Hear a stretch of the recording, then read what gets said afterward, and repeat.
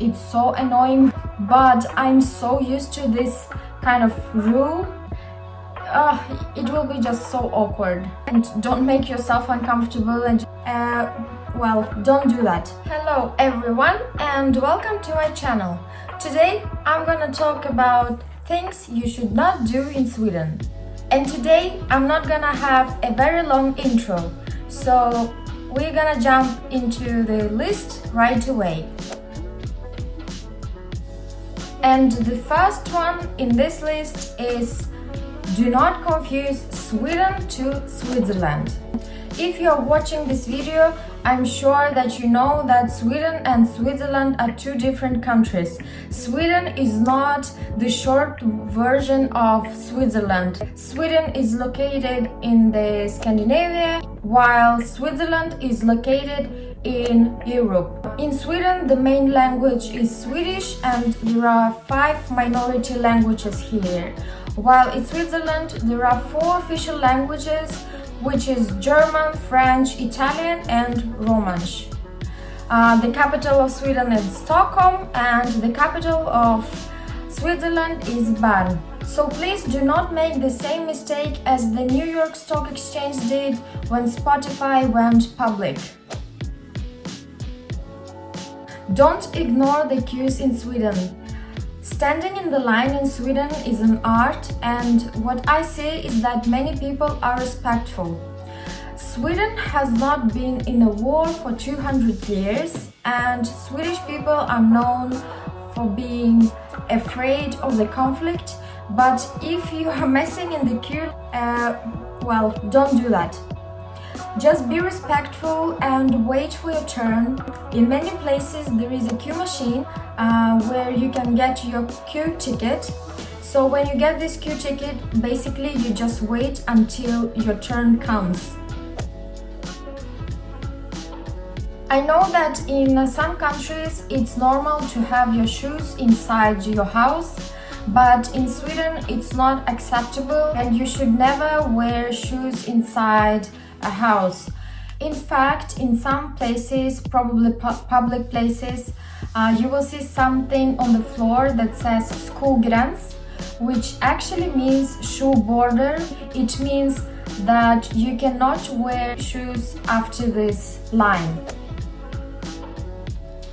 Another thing that is very popular in Sweden, and probably not only in Sweden but in the Scandinavian countries, is that bragging is not very well accepted.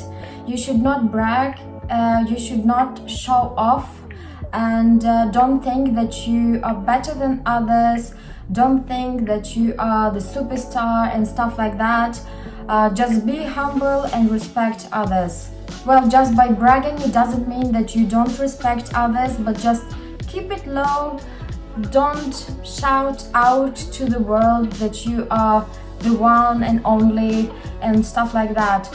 If you have seen the interview of Alexander Skarsgård in one of the American shows, you will see how uncomfortable he felt when he got the Emmy, and people just congratulated him and the host congratulated him, and he was so uncomfortable of getting these compliments. And I think this is how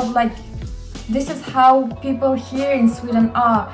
People are really very humble and don't think that they are so super divas. Probably, as Alexander Skarsgård said in his interview, it's the law of Jantelagen.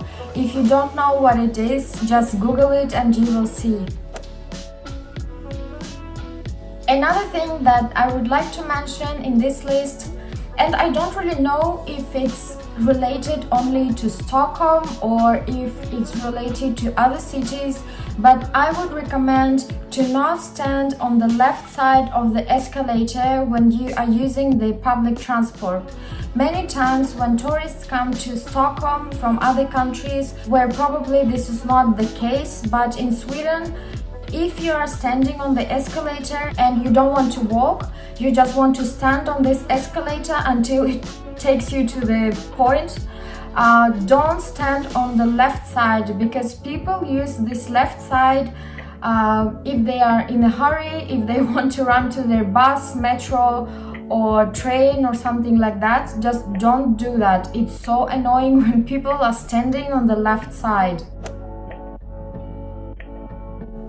Don't come without an invitation to a suite. Before that, you should always book time or plan it, because in Sweden it's not a normal thing to just show up and say, hey, I want to drink tea or coffee with you. You should always ask before. I wouldn't say that people are not hospitable. They are hospitable, but in a different way. Like, this hospitality would differ a lot from what we have in Central Asia or what people have in the Middle East or any other like countries. It's just to not make someone uncomfortable, and don't make yourself uncomfortable. Do not forget to pay your parking fee if you are using the car and you decided to park it somewhere.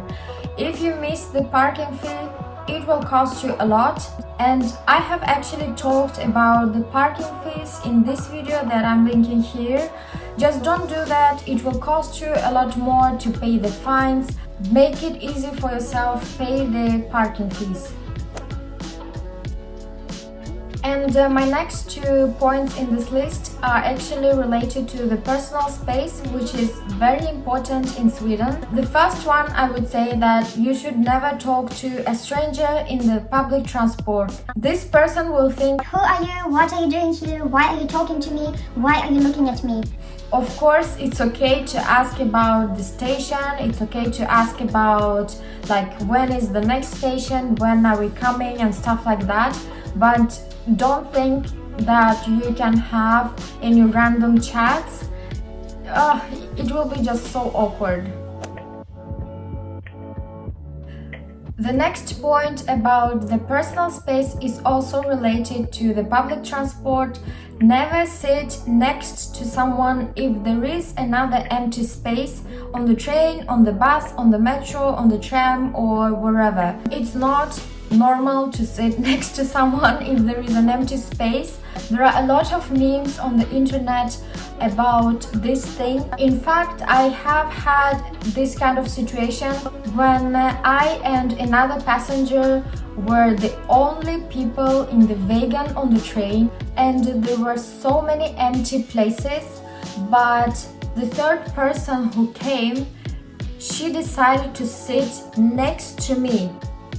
Do you understand? The train was empty, this wagon was empty, and she decided to sit next to me. I freaked out like never before, and I never expected this kind of reaction from me, but I'm so used to this kind of rule, so please don't sit next to someone. My last point in this list is something that has been mentioned before on my channel, and I'm sure that you have read about it on the internet. Don't bring cash with you to Sweden if you are planning to study here, to live here or do something else. Just don't bring the cash, because it's very hard to get rid of them, and many places don't even accept the cash.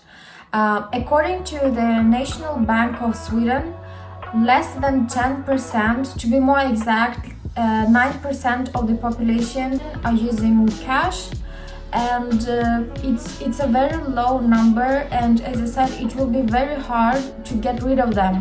So just don't bring your cash, but what you can bring is your bank card and your PIN code. Okay guys, thank you for today, and thank you for listening to me for all this time.